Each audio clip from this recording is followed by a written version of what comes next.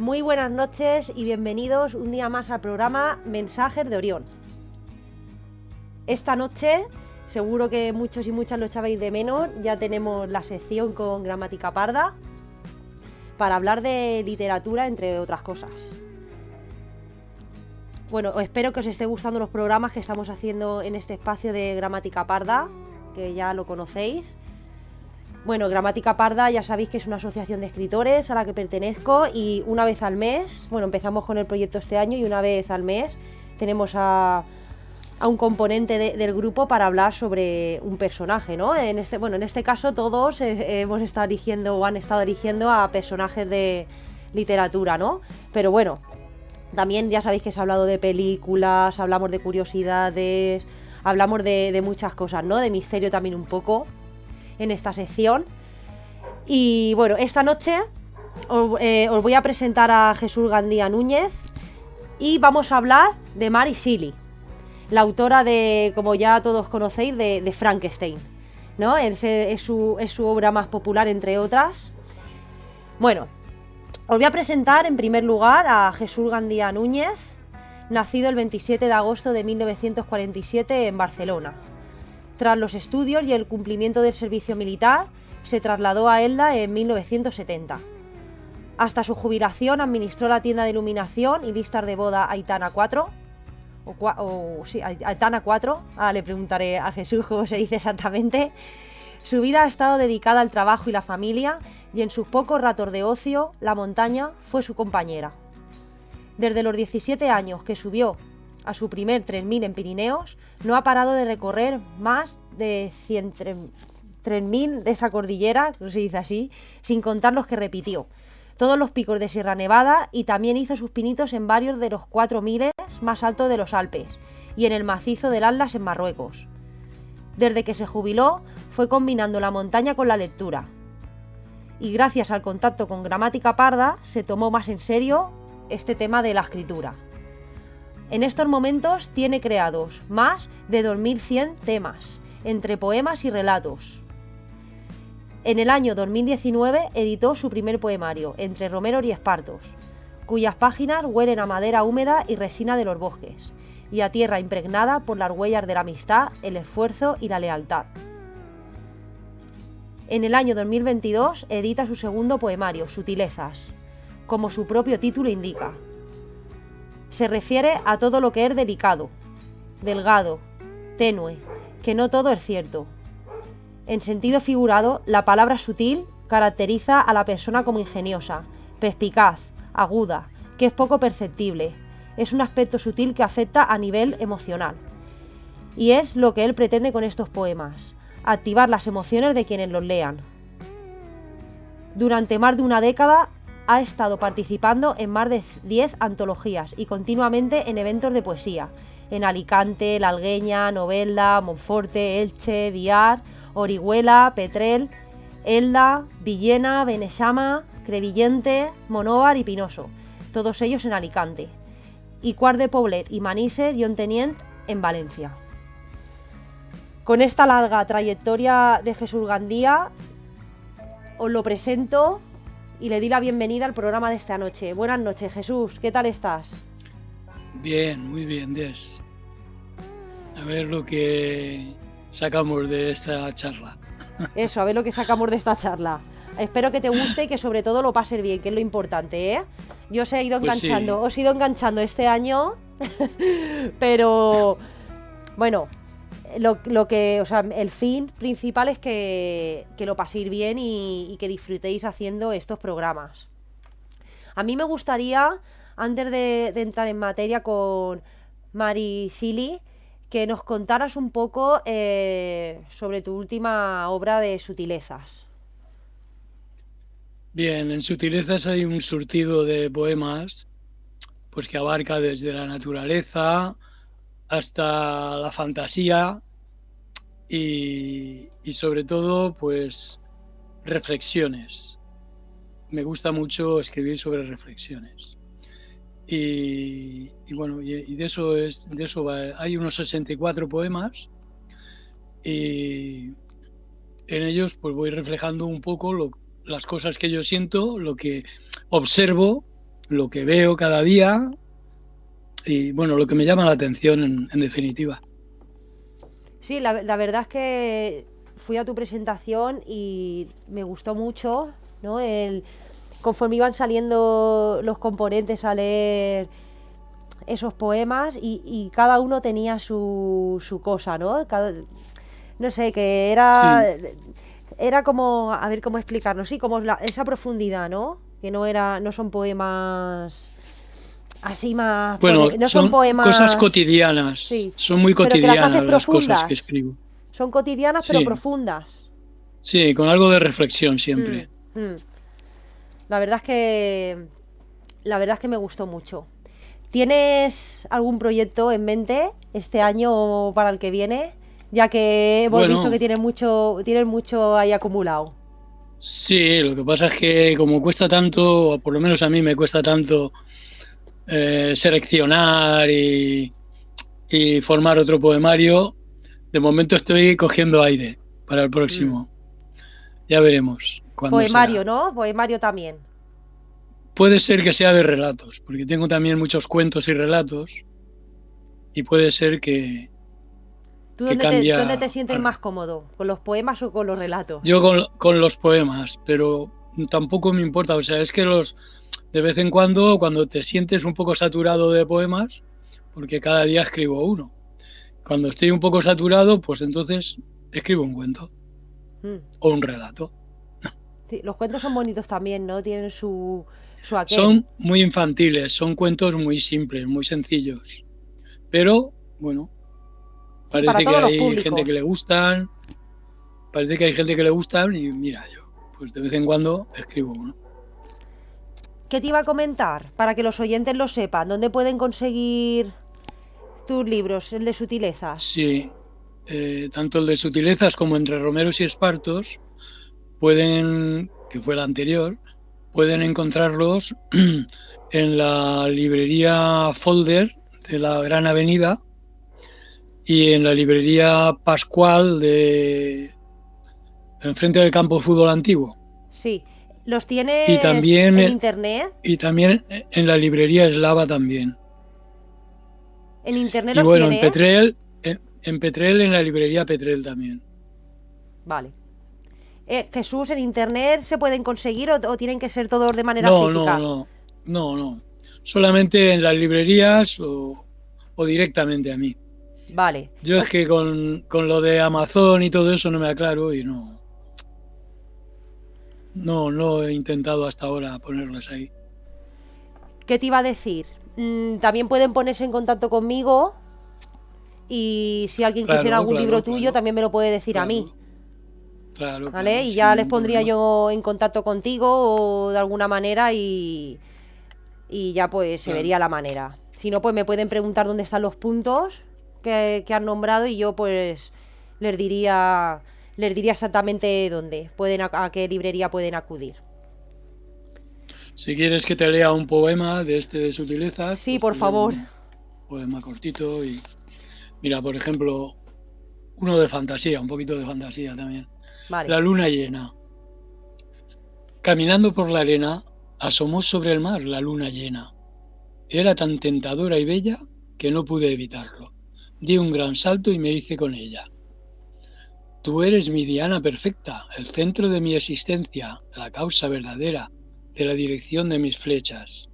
Anoche me llevé la luna a la cama. Ella me guiñó un ojo y cerré los brazos para abrazarla. Noté que menguaba, pero estaba tan encendida y cálida que seguía acariciándola. Mis flechas serán sutiles y tiernas, flechas ardientes y sensuales, de las que se clavan y no hieren, de las que el alma alimentan. Complacida y agradecida, me estuvo sonriendo la luna hasta altas horas de la madrugada. Pero cuando el sueño me venció, se abrió mi mano para soltarla. Solo sentí el gozo del amor que penetra hasta lo más profundo de sus entrañas. Pero esta mañana, solitario en mi cama, solo pude ver unas lágrimas que brillaban. Eran sollozos de la luna, sollozos que dejó al alba cuando me abandonaba.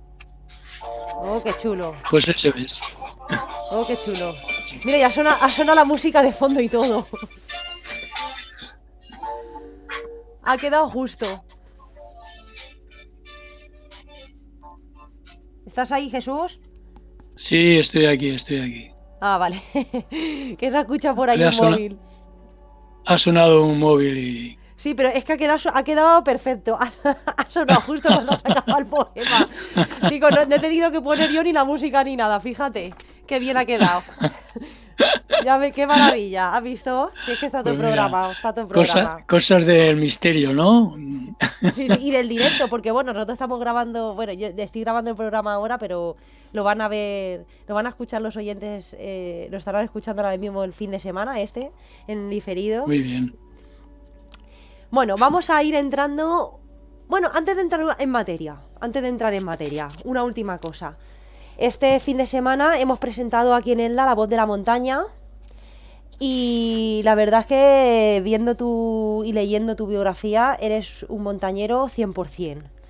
Seguro que has disfrutado muchísimo escribiendo el texto, Sí, ¿no? Para La Voz de la Montaña. Cuéntanos un poco esas claro. sensaciones y es que sé que te apasiona Bueno, tanto y me gustaría que hablaras de ello un poco, sí. Yo, La Voz de la Montaña, me hubiera gustado que todos hubiéramos hecho montaña y todos hubiéramos escrito a la montaña con profundidad, pero bueno, cada uno ha hecho lo que ha podido y es lo que ha salido, ¿no? Las antologías estas, pues son así. Cada uno pues expresa su forma de ser y su forma de entender las cosas. Yo pues como últimamente ya no puedo hacer mucha montaña porque ya los años pesan, pues tengo como una falta de estar pisando montaña continuamente, ¿sabes? O sea, me noto una necesidad de... Entonces, como me notaba eso, pues escribí en La Voz de la Montaña pues un tema que era lo que yo sentía. Pues sentía pues que estaba continuamente saliendo a la montaña, aunque no lo estoy, claro. Yo todos los días me doy mis buenos paseos, un par de horitas, pero ya la montaña, pues poca. Ya subir alturas, ya pocas. Porque ya las rodillas ya se quejan, ¿sabes? Ese vacío, ¿no? Ese vacío. Claro, esa falta de pues, adrenalina. Ahí escribí un título pues que me pareció adecuado para mi situación actual. Y es Diagnóstico Complejo. Diagnóstico Complejo es un montañero que pues continuamente se pasa el día y las noches pensando solamente en salidas de montaña. Y entonces, bueno, llega un momento que ya se agobia porque a cada momento está con la mente en una parte o en otra de una montaña.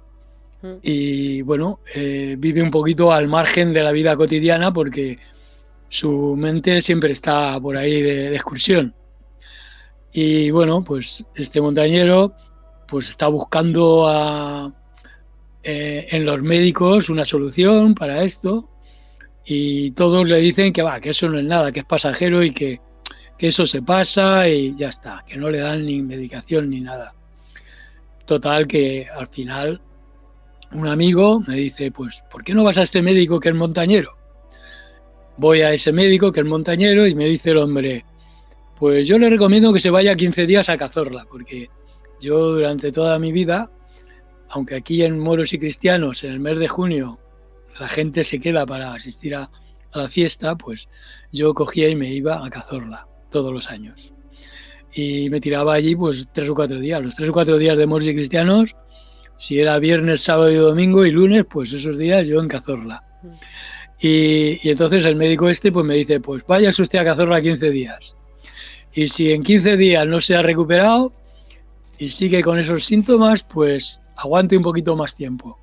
Total, que me voy a Cazorla y allí, pues de maravilla, claro. Yo quiero ir Estoy por allí dando tumbos y haciendo excursiones y bueno, a los 15 días me siento estupendo. pero digo, debería de quedarme una semana más porque esto hay que, hay que acabar de... Estos síntomas hay que acabar con ellos.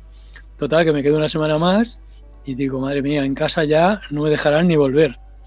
Total, que ya vuelvo, porque ya parece que los síntomas no los tenía, pero chica, en llegar aquí vuelven los síntomas y estoy otra vez igual. Así es que voy al médico y me dice, pues nada, tendrá usted que repetir. Y yo pues encantado me fui otra vez a Cazorla. Y bueno, la historia acaba en que ya de Cazorla no me podía venir porque los síntomas seguían continuamente, ¿me entiendes?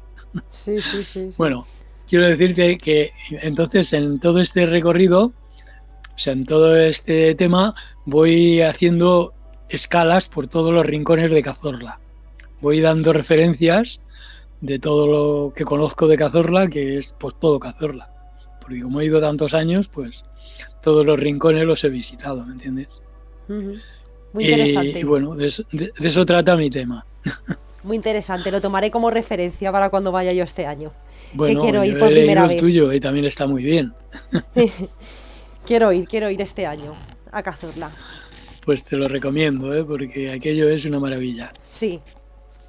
Yo ya te digo, bueno, en realidad en el tema este, pues el médico lo que me receta, me dice que tengo es cazorlitis aguda. Así que Sí. Fíjate tú si es aquello guapo que todavía tengo esa cazorlitis metida en la cabeza. Sí. Ya te diré cuando vuelva. A ver si no la tengo yo también y me tienes que mandar al mismo médico. Sí, lo que pasa es que no tienes que ir como mucha gente va en verano. Hay que ir en primavera. Primavera, como mucho junio. Antes de que aquello esté hecho un secajal. Porque en verano allí hace mucho calor y no ven ni animales ni nada porque están agobiados por el calor. Claro. ¿Sabes? Vale, pues lo tomo nota. Sí. Bueno, Jesús, vamos a entrar en materia. Ahora sí. Muy bien. ¿Tú pues nada, María, ¿qué crees? dime. Espera, ¿qué crees sobre el tema de misterio y paranormal? ¿Has tenido relación con este tema o...? Yo siempre he sido escéptico, no es una cosa que me haya preocupado en gran forma, ¿no? En gran manera. Pero mira, volviendo un poquito al tema de Cazorla, uno de los últimos viajes que hice yo a Cazorla, estábamos en un camping y yo siempre, pues como estaba acostumbrado a los campings y eso, pues he dormido siempre muy bien en una tienda de campaña y nunca he tenido problemas. Pero esa noche que al día siguiente nos veníamos para Elda, pues no sé qué me ocurrió, que a las 4 de la mañana o 4:30 me tuve que levantar y me salí de la tienda de campaña, no sabía ni el por qué ni por qué no, y me puse a caminar por allí de noche, por el bosque. Salí de la tienda de campaña y cogí una senda y caminé la senda aquella, pues más de media hora o 3/4 de hora más o menos, pero de noche, o sea, con una linterna y bueno, una cosa que yo cuando ya me cansé de caminar y eso, pues volví al camping y me acosté otra vez, ya no dormí, ya no me pude dormir y por la mañana pues ya recogimos todas las cosas y nos vinimos para Elda. Pues la casualidad o cosas del misterio, como tú dices, pues cosas misteriosas, que esa madrugada a las 4:30 de la mañana falleció mi padre. Y cuando llegué aquí, pues me encontré con el problema de que había fallecido. Y eso es lo más sobrenatural que me ha ocurrido. Sí, tenías como un... No sé. como un desasosiego, ¿no? sé, como un aviso, ¿sabes? Como si hubiera tenido un aviso, un radio macuto que me inquietó de tal manera que me tuve que levantar y no sabía por qué, ni para qué, ni la razón, ¿sabes? Estando como estoy acostumbrado a estar por ahí así, que no era una novedad para mí. Cosas del Pues, sexto sentido. No sé exactamente, yo qué sé. Eso es lo más raro que me ha ocurrido a mí en cuanto a cosas así extrasensoriales. Luego, una vez también aquí tenemos un pequeño campo ahí en Santa Eulalia, en la colonia, Uy, y un una sitio noche allí, misterioso, un sitio misterioso. sí, ahí en el campo este, pues cuando nos veníamos para aquí, que ya era de noche, pues al subir en el coche, de golpe y porrazo, vimos pues no sé, una luz que iba de un lado de la montaña a la otra. Estamos al lado de una montañita, de un pequeño cerro, y iba de un lado al otro de la montaña, muy luminoso, pero bueno, desapareció. Nos quedamos, iba mi mujer, mi hermano y yo, íbamos los tres, y nos quedamos pasmados de ver aquello, no sabemos lo que fue. Si fue pues algo de basura de, Espacial. del firmamento, o algo de basura por el espacio que cayó, no sé. No sé. La ¿Ves? cuestión es que Al final voy nos rascando y impactó. van saliendo cosas, ¿eh? Primero era ser escéptico y luego han empezado a salir ya algunas cosas. Sí, yo sigo siendo escéptico, pero tengo que, tengo que, no le puedo encontrar la solución a estos misterios. Entonces, algo me dice que no, algo que desconocemos, ¿no? Bueno, es que la verdad es que en el espacio hay muchos misterios todavía por resolver. Que eso sí que lo tengo claro. Y que en el espacio tiene que haber muchos más, no humanos, pero personas o elementos que estén por ahí en otros planetas o en otras estrellas, pues eso seguro, lo tengo claro. Yo nunca he creído que en el firmamento, con lo inmenso que es, nos hayan dejado a nosotros este terrenito para los humanos solamente. Tiene que haber mucha más gente, eso está claro. Sí, sí. Si tenemos O cosas sea que, sin resolver aquí en la Tierra, imagínate en el firmamento. pues claro, claro. Muchísimas. Bueno, vamos a empezar Pero con sí, yo, Mary City. Bueno, bien. termina, sí, que ibas a decir y ya empezamos con Mary City. No, no, Que no, va con el, es nada, que va con el tiempo retardado, entonces cuando tú va con unos segundos de retraso, entonces cuando tú hablas hay veces que nos ya. solapamos. Termina con lo que ibas a decir y ya si quieres empezamos.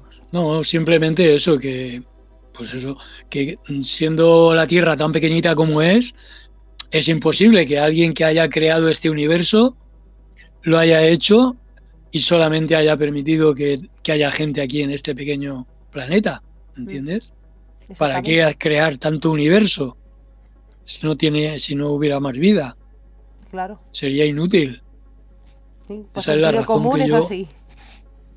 claro, Exactamente. Bueno, Jesús, pues empezamos con Mary sí, City. Frankenstein, Mary Shelley, Mary Shelley. que bueno, era de soltera, se llamaba Mary Wollstonecraft Shelley, bueno, de soltera Godwin,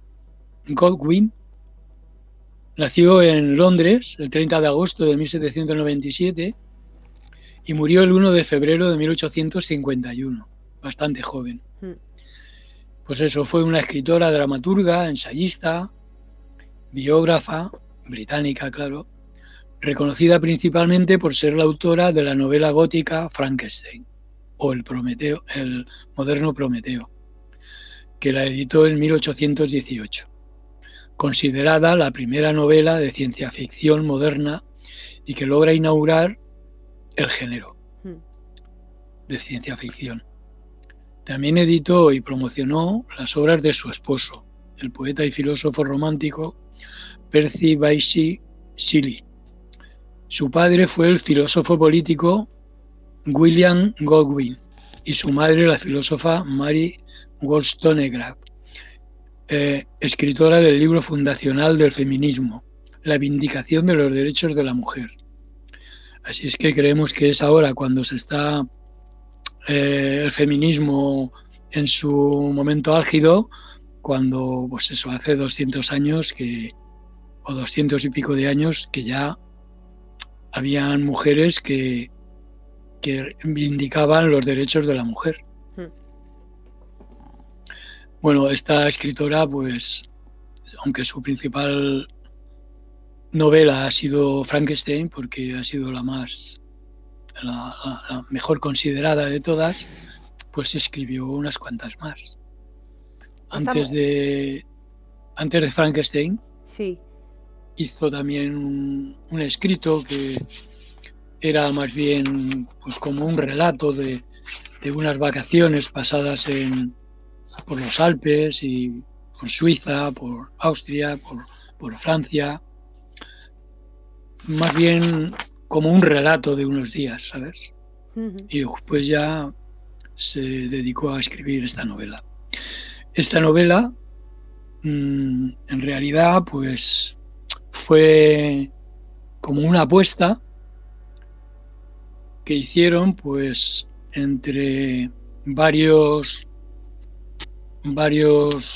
personajes, entre ellos el que después fue su marido, Percy Bysshe Shelley, entre Mary Shelley, Claire Claremont, que era hermanastra de Mary, y también estaba Lord Byron, unos cuantos personajes que se juntaron en una casa en el monte, en una masía, como un palacete que era propiedad de Lord Byron, y allí fue donde hicieron la apuesta a ver quién escribía una novela que fuera la más terrorífica. Y bueno, pues cada uno escribió algo, y unos escribieron pues sobre fantasmas, otros escribieron pues sobre otros personajes, alguno pues no terminó lo que tenía que escribir, pero resumidas cuentas lo que de allí salió fue la novela de Frankenstein. Ella tuvo, a nivel de literatura, se puede decir que, o sea, le fue bien, ¿no? Porque fue la precursora de la ciencia ficción con su novela Frankenstein, que también es autora, yo no lo sabía, de Matilda en 1959. Sí, tiene varias. Pero su vida estuvo plagada de catástrofe, ¿no? Se le murieron varios hijos. Sí, fue muy catastrófica. No tuvo mucha suerte, ¿no? No tuvo mucha suerte. Fue una mujer que ya de jovencita pues empezó un poquito mal. Porque con 16 años o 17, junto con su hermanastra Claire, se fueron con su amante y el amante de Claire, y estuvieron pues danzando por Francia, estuvieron por allí una temporada que fue pues un poco ociosa, ¿no?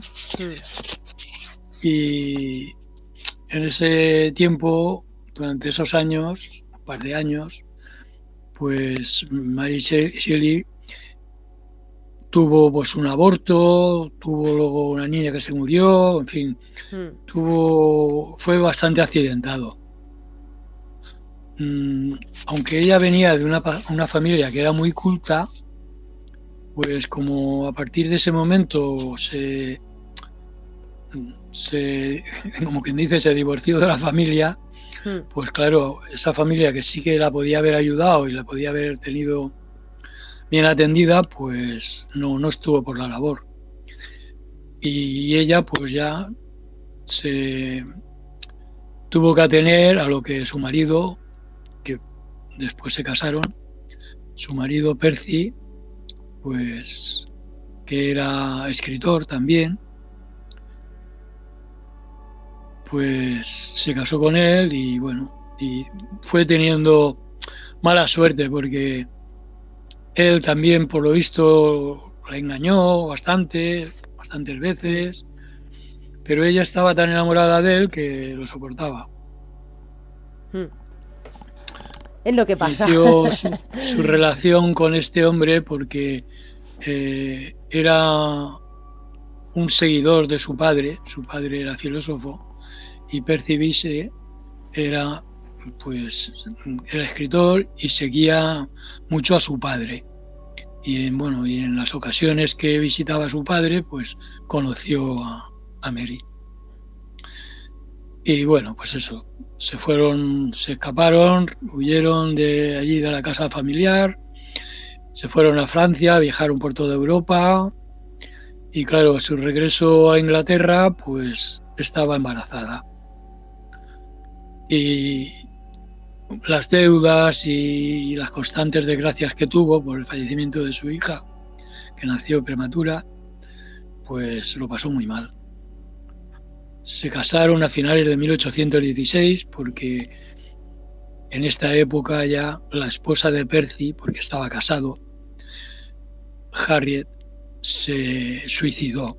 Me imagino pues que se suicidaría por haberla dejado Percy, me imagino. O sea que ella era la amante, ella era su amante, ¿no? Y cuando ella se suicidó la mujer, entonces se casaron. Y la mujer de él, pues, se suicidó. Y entonces cuando se suicidó, pues se pudieron casar. Vamos, trágico por todos los sitios. Sí, trágico durante toda la vida. Yo al hilo de la biografía que estás comentando de Mary Shelley, busqué unas curiosidades, ¿no? sobre su vida, que has comentado algunas de ellas. Por ejemplo, se habla sobre el intelecto genético, ¿no? Que Shelley se caracteriza por esa perspectiva que tiene liberal y moderna de la vida, ¿no? Y su madre empezó la lucha feminista y quieras que no, pues ella se vio reflejada en ella y por eso lo hizo, ¿no? Luego otra curiosidad pone que ella jamás conoció a su madre, porque en realidad Mary Shelley nunca tuvo la oportunidad de conocerla. No, tuvo la madrastra, porque su padre se volvió a casar con una vecina y por lo visto con la vecina pues no se llevaba muy bien. Y esa fue una de las razones por las que huyó con su amante. Eso es, porque la madre falleció días después de su parto, ¿no? Del parto de ella. Exactamente. Luego, fíjate que en la adolescencia Mary Shelley, con 17 años, conoció a quien sería su esposo, al que ha nombrado Percy Shelley, que tenía 22 años y que era admirador de su padre. Sí, este Percy influyó mucho en que ella escribiera, porque él era escritor y procuraba que ella también escribiera y le ayudaba a la escritura. Lo único que pasa es que casi todo lo que hizo en aquel tiempo, en aquellos años, pues lo tuvo que ir firmando como si fuera Percy. Y ella, pues incluso muchos años después de su muerte, no estaba seguro la gente, no estaba la gente convencida de que el libro de Frankenstein lo hubiera escrito ella. Hasta 20 o 30 años, hace 20 o 30 años o por ahí, no se supo seguro que Frankenstein lo hubiera escrito ella, porque siempre firmaba con el nombre de Percy y Percy Shelley, porque como era editor, él también era escritor y editor, y ella también, pues el padre de Percy, cuando él falleció, tampoco le permitió a ella que hiciera una biografía de su marido. Y todo esto cayó un poco en el ostracismo, porque en esa época ella no pudo brillar lo que tenía que haber brillado. Quizá pues por el tema de que en aquel tiempo pues todavía, aunque se reivindicaba a la mujer, todavía tenían poca voz en todos los ámbitos políticos. Claro. Y de información, claro. Mira, también señalar Jesús lo de las aventuras en el matrimonio, que ella lo permitía, por lo que estábamos comentando antes. Le dolía, pero ella lo permitía. Ella estaba muy enamorada de su marido y lo fue permitiendo todo. Y claro, pero el suegro, digamos, no. Al final el suegro fue el que le fue ayudando un poco en el tema monetario, económicamente, para que ella pudiera salir adelante con su hijo, el único hijo que después le vivió porque le murieron otros 2 hijos más, 2 hijas. Y bueno, al final su suegro fue el único que le asignó una cantidad para que pudieran vivir, pero al mismo tiempo le prohibió que escribiera nada sobre Percy, que ella sí que tenía muchas ganas de escribir cosas sobre él, porque lo seguía amando igual.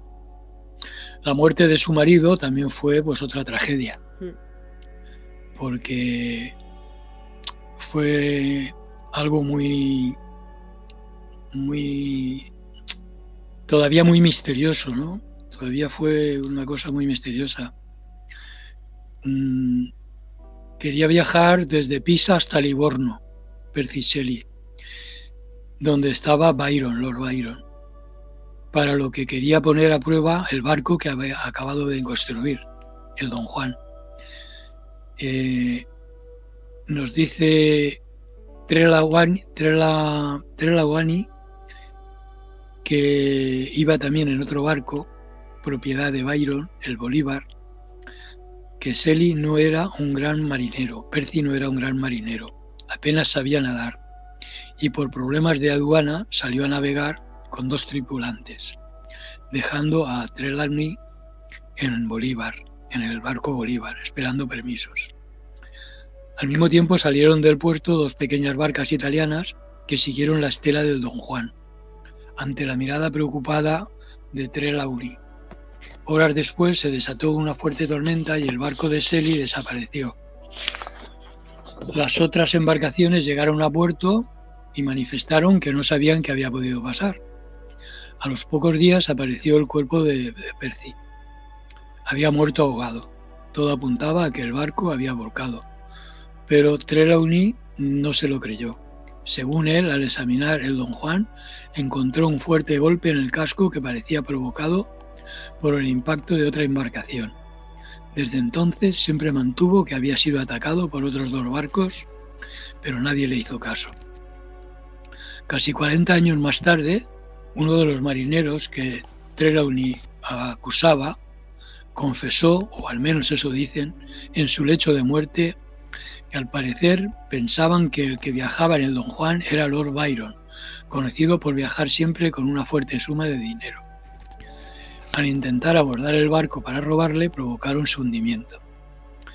Eso no fue suficiente para cambiar la versión oficial de la trágica muerte de Shelley, de Percy, que se sigue considerando un accidente. Pero Trelawney nunca dejó de lado su acusación. Como nota todavía más impactante, fue este poeta quien tuvo que encargarse del cadáver de Lord Byron tras su muerte durante la Revolución griega. Bueno, luego tuvo también, Mary tuvo unos intentos de extorsión. El 24 de abril de 1844, Sir Timothy Shelley murió, era su suegro. Dejó su propiedad y su título a su nieto, Florence Shelley. Al siguiente año, Mary Shelley sufrió 2 intentos de extorsión que la llenaron de preocupaciones. El primero fue en 1843, al final de una de sus excursiones por el continente, cuando entabló amistad con un exiliado político italiano, Fernando Gatecci, para el que escribió sus divagaciones. También le envió las ganancias del libro y le continuó escribiendo. El lenguaje de estas cartas era tan sentimental que Gatecci, al darse cuenta de que el tono de estas podría malinterpretarse como un intento de seducción, le pidió dinero a Mary Shelley para no exponer su correspondencia a la prensa. Mary Shelley fue salvada por un conocido de otro de sus viajes, quien logró que la policía de París incautara las cartas de Gatecci y se las regresara a Shelley. El segundo intento de extorsión fue realizado por George Byron, quien decía ser el hijo del famoso poeta. También fue un intento frustrado. Durante sus últimos 6 años, Mary Shelley pudo vivir en paz, tanto que fue capaz de presenciar el matrimonio de su hijo, el 22 de junio de 1848. Mary murió de cáncer cerebral el 1 de febrero, como hemos dicho, de 1851, en Londres, a sus 53 años. Fue enterrada en la iglesia de San Pedro en Bournemouth y en su tumba yace con los restos cremados del corazón de su esposo, que fue ella quien lo decidió así. Y estas son sus curiosidades más relevantes. Bueno, por lo menos alguna alegría tuvo la pobre mujer, porque yo cuando estoy investigando su vida me iba echando cada vez más las manos a la cabeza, ¿no? De todas las tragedias que ha tenido. Bueno, hemos hablado de Frankenstein. También he dado a conocer que escribió Matilda, que yo no lo sabía. Pero yo me he preparado voy a leeros el principio de un cuento suyo que se llama El mortal inmortal, que es menos conocido y la verdad es que también es bastante interesante, ¿no? Tiene un grupo de cuentos que está muy bien. Si lo buscáis, Mary Shelley Cuentos, os va a salir algunos de ellos. Sí.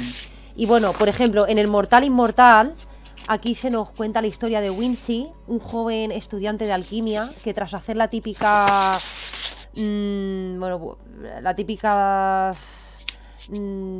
gamberrada, ¿no? De que suelen hacer todos los estudiantes, se bebe una pócima y, como indica el título, lo convierte en un ser inmortal, ¿no?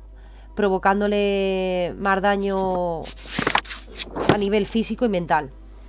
Y bueno, voy a leeros un trozo de cómo empieza este cuento y así os doy un poco ganas de buscarlo y leerlo, ¿no? Muy bien. Mira, voy a empezar. Día 16 de julio de 1833. Este es un aniversario memorable para mí. Hoy cumplo 323 años. ¿El judío errante? Seguro que no. Más de 18 siglos han pasado por encima de su cabeza. En comparación con él, soy un inmortal muy joven. ¿Soy entonces inmortal? Esa es una pregunta que me he formulado a mí mismo, día y noche, desde hace 303 años, y aún no conozco la respuesta. He detectado una cana entre mi pelo castaño, hoy precisamente. Eso significa con toda seguridad deterioro, pero puede haber permanecido escondida ahí durante 300 años. A algunas personas se les vuelve completamente blanco el cabello antes de los 20 años de edad. Contaré mi historia y que el lector juzgue por mí. Al menos así conseguiré pasar algunas horas de una larga eternidad que se me hace tan tediosa. Eternamente. ¿Es eso posible? ¿Vivir eternamente? He oído de encantamientos en los cuales las víctimas son sumidas en un profundo sueño, para despertar tras un centenar de años, tan frescas como siempre. He oído hablar de los 7 durmientes, de modo que ser inmortal no debería ser tan opresivo para mí. Pero ¡ay! El peso del interminable tiempo. El tedioso pasar de la procesión de las horas. Qué feliz fue el legendario Norwalk Hath, más en cuanto a mí. Está interesante, ¿eh? Sí, ya lo creo. Está interesante. Ya lo creo. La verdad es que me lo voy a esta leer, mujer... Me lo voy a leer porque no es muy largo, tiene 40 páginas y la verdad es que tiene buena pinta.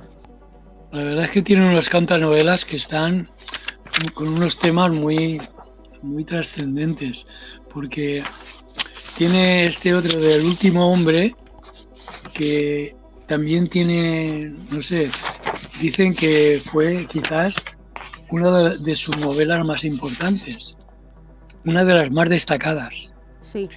Que es una historia apocalíptica o distópica cuyo argumento nos parecerá un poco demasiado cercano a la realidad, pero para el gusto de nuestra era, claro.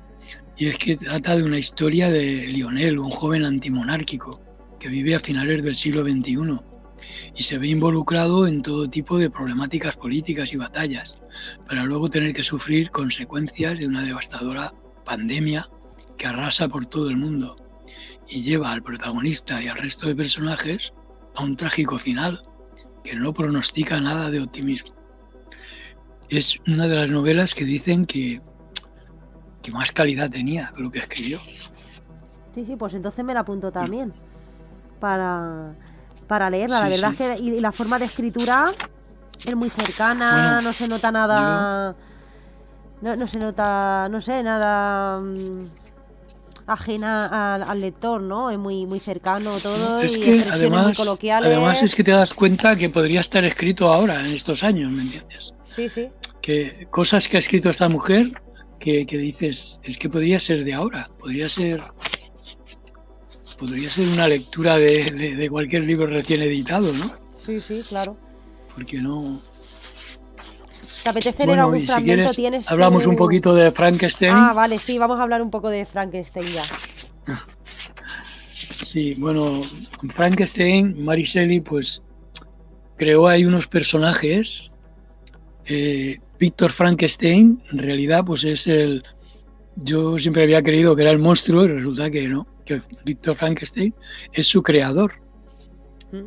es el creador del monstruo. Y bueno, aquí en el libro trata personajes, pues su padre de Víctor, son muy afín también sus dos hermanos más pequeños, Ernest y William. Muy importante en toda la novela su amigo eh, Henry Clerval, su amigo Henry Clerval es su, bueno, prácticamente en todo el libro es su sombra, ¿no? Es la persona en el que él deposita no toda su confianza porque nunca le dice que él ha creado al monstruo, pero sí que le alivia siempre de sus problemas. Y luego pues está la criada que tienen en su casa, que se llama Justine, y una prima de él que se llama Elizabeth, que es con la que piensa casarse y se casa, claro. Luego está el monstruo, que tiene unos cuantos personajes durante una época en la que lo ha creado Frankenstein y viven en una granja en los Alpes, y el monstruo pues está allí y se da cuenta, aprende allí porque el monstruo cuando lo crea Frankenstein pues tiene muchas deficiencias, tiene pocos conocimientos, pero es inteligente y va aprendiendo mucho, va aprendiendo y se va empapando de libros que va encontrando y bueno, llega a hacerse muy culto, pero se da cuenta de que todos los humanos le huyen, no, en cuanto lo ven salen corriendo y bueno, todo eso a él pues lo hace pensar que quién es él, si él no tiene ni descendencia, ni ascendencia, no, no es nadie. Entonces se encuentra pues un poco como vacío completamente, ¿no? Hmm. Y a raíz de eso pues le pide a su creador, a Víctor Frankenstein, que cree otra criatura femenina y que los dos se irían por ahí a un país lejano y estarían en las montañas sin mezclarse con los humanos y que no darían guerra para nada. Y al principio el Víctor Frankenstein accede, pero una vez que está construyéndolo, que está creando la figura femenina, pues se da cuenta de que lo que está haciendo pues es otro monstruo. Y entonces se aterroriza de ver que aquello que está creando puede ser pues fatal para la humanidad, porque entre los dos monstruos podrían armar la gorda y entonces destruye todo lo que acaba de crear. A todo esto el monstruo que había creado se le presenta y le dice que por qué había destruido aquello, que él lo había creado y él tenía la obligación ahora de hacerlo feliz, de que fuera feliz y no desgraciado. Y entonces el Víctor Frankenstein se niega completamente y el monstruo pues es cuando se hace más malo, se hace malvado porque ve que toda la humanidad está en contra de él y se convierte, pues, que él creía que iba a ser una persona bondadosa y buena y le gustaba la bondad de la gente, de los granjeros con los que había compartido en la granja, que no lo había compartido con ellos, él estaba escondido en una parte de la granja y los granjeros no lo veían. Y el día que lo vieron salieron corriendo. Y claro, él se vio hecho un desgraciado de ver que no se podía juntar con nadie. Entonces, pues amenaza a Víctor Frankenstein con que va a destruir a todos sus conocidos.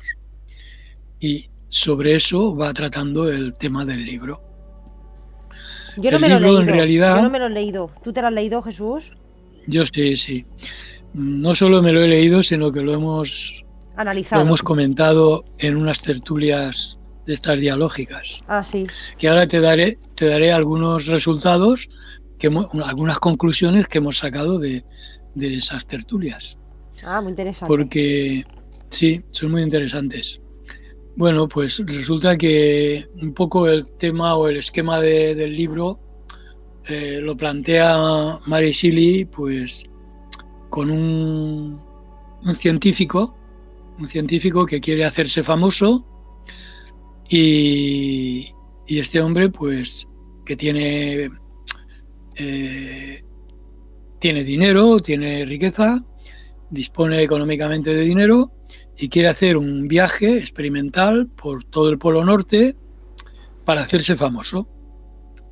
Y bueno, en ese viaje es donde coincide con, primero ven pasar, porque el buque se queda bloqueado en el Polo Norte por los hielos, y ven pasar un trineo donde va el monstruo con el trineo de perros que van, mientras que el barco está allí bloqueado por el hielo, y pasa por delante de ellos, lo ven pasar, y detrás, a las pocas horas, pasa Víctor Frankenstein también con otro trineo y se para allí ante el barco, les pregunta si habían visto pasar al otro, le dicen que sí, pero él está ya medio muerto porque lleva un tiempo ya siguiéndolo al otro, porque a todo esto pues ha matado ya a parte de su familia y lo va persiguiendo porque quiere acabar con él.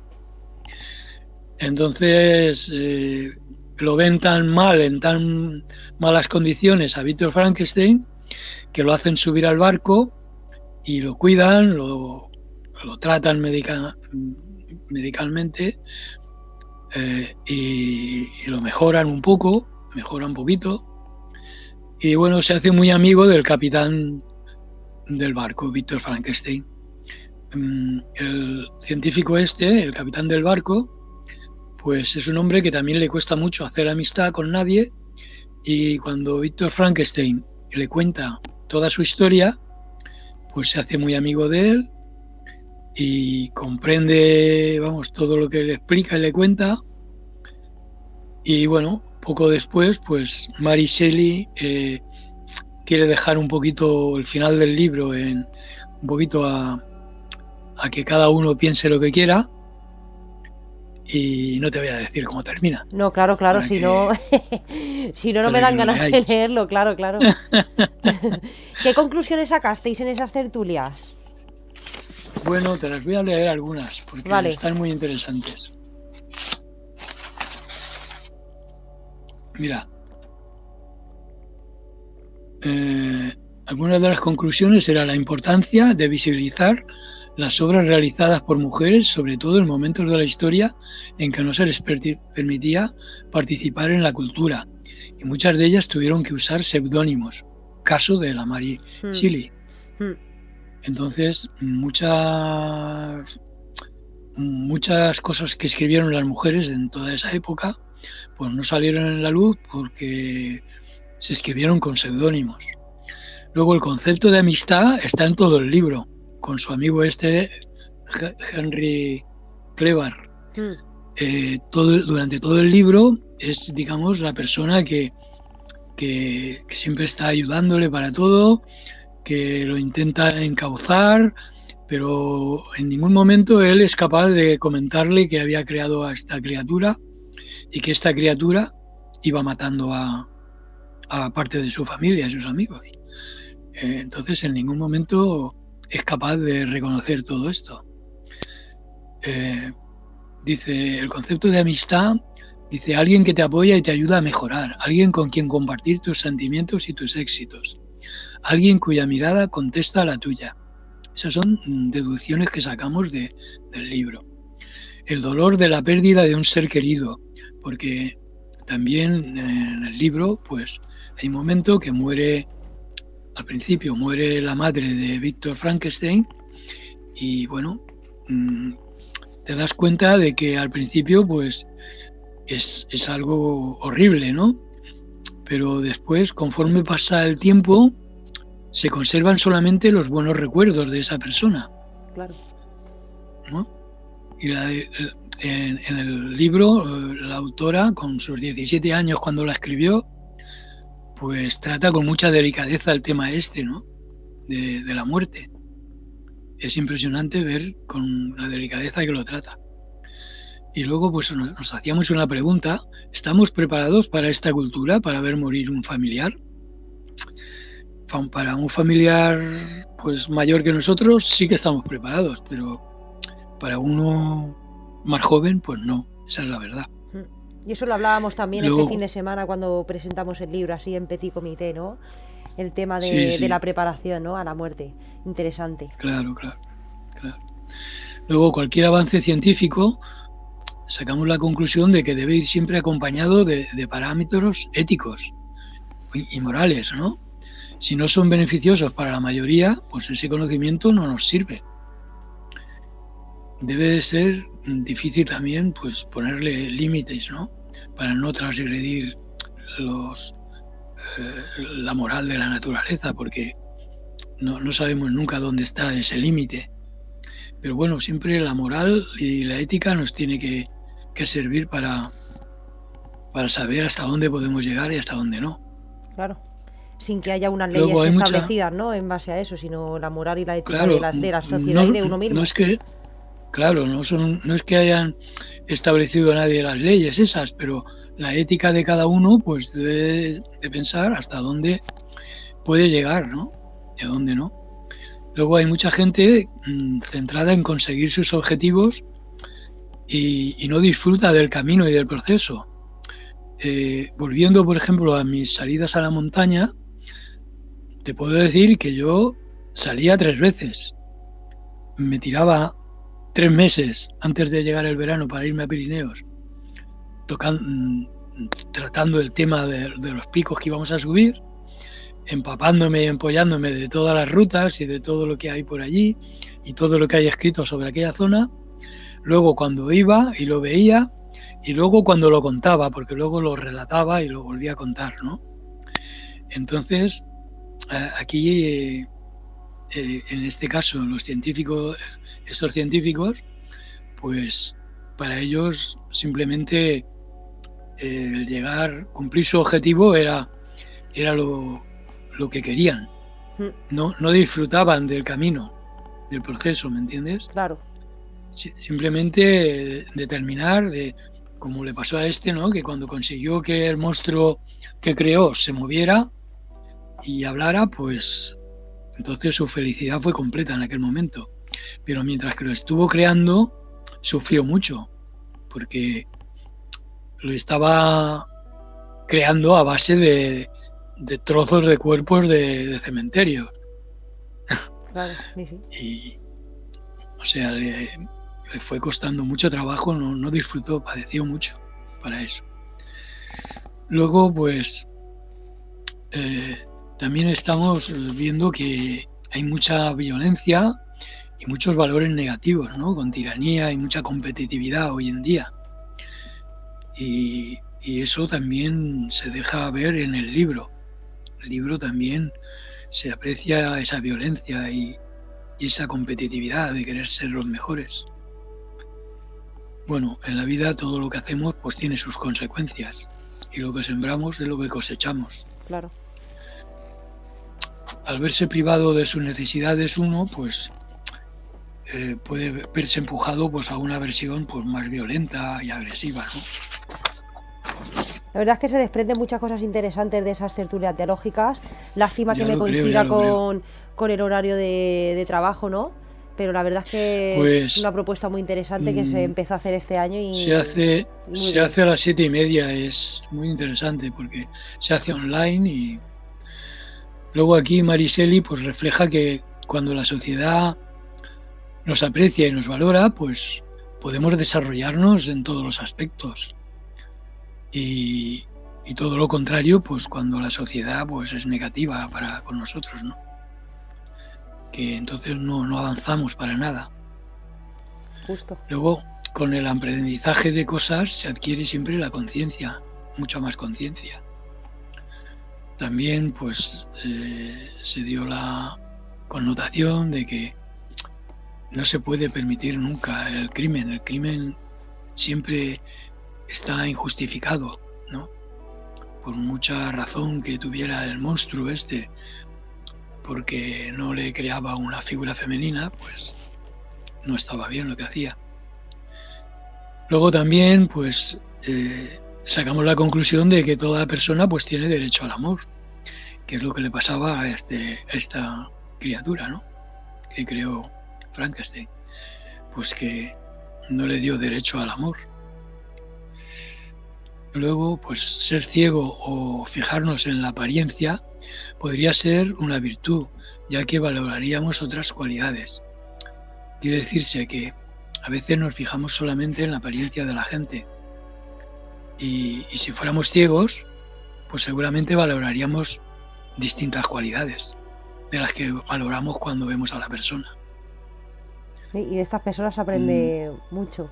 claro, claro. Sabes que vemos a una persona y enseguida nos formamos una idea de ella, ¿no? Nos concienciamos de qué tal persona es y lo que nos parece que es, cuando apenas si la conocemos. Claro. Bueno, dice, ¿por qué se crea esta obra de Frankenstein?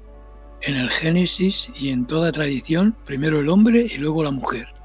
Nos hicimos esta pregunta, ¿no? ¿Por qué Víctor Frankenstein crea un hombre y luego la mujer? Igual que en el Génesis, primero a Adán y luego a Eva. A ver por qué primero a uno que a la otra. También dijimos que no tenía sentido, ¿no? Ujú. Que se podía haber creado a las dos a la vez. Luego, Habría que pues, para preguntárselo. apreciar la belleza de la vida en toda su plenitud, es importante estar conectado a ella, que la mente esté siempre tranquila, feliz, libre de miedos y culpas. Este hombre, Víctor Frankenstein, se pasó durante toda la novela, pues, con la conciencia, pues, siempre pensando que había actuado muy mal al crear a esta criatura y su mente siempre estaba sucia, siempre estaba intranquilo y siempre con miedos de ser culpable, ¿no? De aquel elemento que fue pues haciendo mal por donde iba. Luego, hablar de lo que sentimos puede aliviar mucho nuestros miedos. Si tenemos miedo a algo y no lo compartimos, pues puede influenciar negativamente. Si lo compartimos, pues posiblemente ese miedo desaparezca.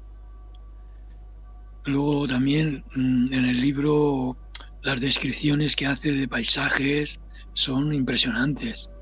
Yo mismo, que he estado por allí en Suiza y habla mucho de allí del paisaje suizo, pues es que, bueno, parece que estuviera por allí otra vez viéndolo, ¿sabes?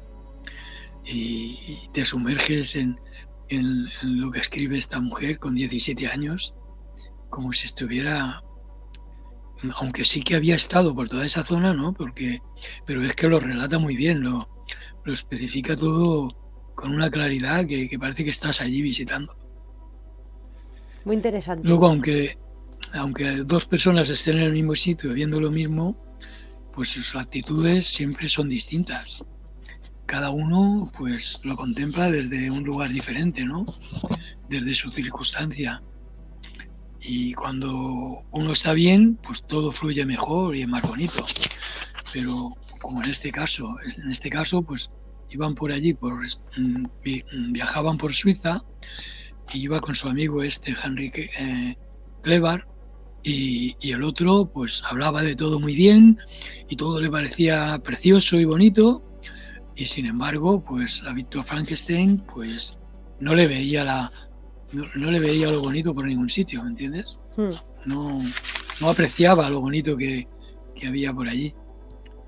Luego las mejores creaciones de la humanidad no han sido las individuales, sino las que se han construido conjuntamente con mucha gente, que ha intervenido un equipo grande, ¿no?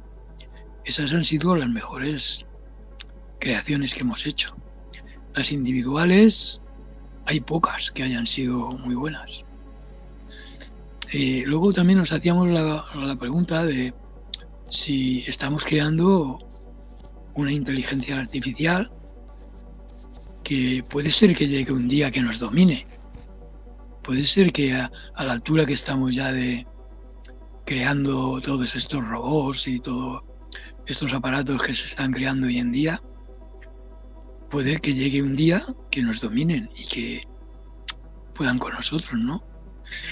Y bueno, dedujimos que la tecnología en sí no es el problema, sino el modo con que la usemos. Ese es el problema. Entonces es esencial pues, aprender y enseñar a usarla correctamente. ¿Somos como queremos ser o como otros quieren que seamos? Otra pregunta que nos hacíamos. Claro. Y luego pues, se concluyó diciendo que la ciencia sin ética pues no lleva a buen puerto. Y esas son algunas de las conclusiones que sacamos. La verdad es que todas súper buenas. Me estaba escuchando atentamente y las iba reflexionando. ¿Sabes qué pasa? Que el grupo pues era muy, muy amplio, entonces todo el mundo va exponiendo su forma de pensar y luego se hace un resumen de todo lo que se ha hablado. Y estas conclusiones son más o menos el resumen de lo que se ha hablado sobre Frankenstein. Que por cierto, no lo hemos terminado aún. Aún nos queda una sesión. La verdad es que es muy interesante. A mí... Yo lo recomiendo. Es un libro que yo en principio pensé, jolín, como había visto la película hace muchos años, pues me pareció muy fantasiosa, ¿no? La película. Y esta, o sea, aquí mismo el editor que habla en la introducción al libro, que es un español, claro, el traductor, pues dice que todas las versiones que se han hecho de cine, pues que han sido muy distantes de lo que es la novela en sí, que no le hacen realidad a lo que es la novela, ¿sabes? Sí. Está mucho mejor escrita la novela que las películas que se han hecho. Claro, sí, como suele pasar siempre. Sí, suele ocurrir. A mí, la verdad es que me ha parecido súper interesante todo lo que has contado y me dan ganas de leer esta novela de Frankenstein. Yo te la recomiendo, pero de verdad, o sea, es de los libros que he leído, uno de los libros que he sacado más cosas, más claridad de ideas, ¿no? Y fíjate, si es que cuando piensas que hace 200 años que está hecho este libro, dices, ¿cómo es posible que en esa época ya se llegara a escribir con este pensamiento? Claro, sí, sí. Porque es que es así. Sacas unas conclusiones del libro que podría ser de un libro actual. Sí, la forma de escritura y todo que tiene la autora me llama bastante la atención. A mí me gustaría, Jesús, cerrar el programa de esta noche, porque yo soy muy de frases, ¿no? Siempre busco frases de los autores y de los escritores que estamos tratando. Y me gustaría cerrar el programa de esta noche con dos frases. Una te la voy a dedicar a ti, por el tema de la naturaleza. A ver si te gusta, son de Mary Shelley. Y dice así la primera. La contemplación de la grandiosidad de la naturaleza siempre confirió nobleza a mis pensamientos, haciendo que olvidara las preocupaciones cotidianas. Justo lo que comentábamos antes, ¿no? Esa necesidad de cubrir, ¿no? Y de aprender y tomar conciencia. Y Claro, claro. otra frase interesante, que es con la que me gustaría cerrar hoy el programa, dice así: el lobo se vestía con piel de cordero y el rebaño consentía el engaño. ¿No? Muy bonita. Lo que estamos viviendo hoy en día, ¿no? Y la explicación de la frase básicamente es que uno mismo, nosotros mismos, debemos poner de nuestra parte realmente para ser engañados, porque numerosos engaños y estafas necesitan de la colaboración de la víctima para poder funcionar, ¿no? Y es así lo que estamos viviendo hoy en día. Yo agradecerte, Claro. Jesús, la colaboración que has tenido hoy en Mensajes de Orión. Muchísimas gracias Gracias a ti todo por y la por estar ayuda aquí. y por tus comentarios. Muchísimas gracias. Y espero poderte escuchar el Y año me lo que he viene pasado muy también. bien. Me lo he pasado muy bien. Eso es lo que pretendo, que lo paséis bien y que paséis un rato ameno, ¿no? Y bueno, y que aprendamos todos de todo esto. Y espero escucharte y tenerte en Mensajes de Orión el año que viene con algún proyecto similar, que bueno, Muy bien. ya os iré comentando. Y Muy nada, bien. muchísimas gracias, Jesús. Nos vemos próximamente. Y un abrazo Cuando muy tú grande para quieras. ti y para todos los oyentes. Muy bien. Pues yo te quería decir una pequeña frase, Sí, a ver si la encuentro, porque no sé por dónde anda. Ah, sí. El hombre que sobrepasa los límites de su humanidad, elevándose sobre su historia y sus capacidades, y pretende emular a Dios, ha de soportar las trágicas consecuencias de sus actos. Bueno, es efectivamente. la vanidad y el ego que nos lleva a esos puntos, ¿no? Por eso comentábamos antes que no hay que... O sea, que siempre la ética tiene que ser un poco la medida de nuestras creaciones y de nuestros conocimientos. Los conocimientos tienen que estar siempre pues medidos con esa ética. No se puede salir de ahí. Porque en salirnos de ahí y llegar a la vanidad y al ego de las personas nos lleva siempre por mal camino. Justo. Eso es todo. Pues Jesús, muchísimas gracias por todo y nos vemos próximamente. Nada, cuando quieras. Un saludo. Venga, Des, muchísimas gracias a ti. Adiós.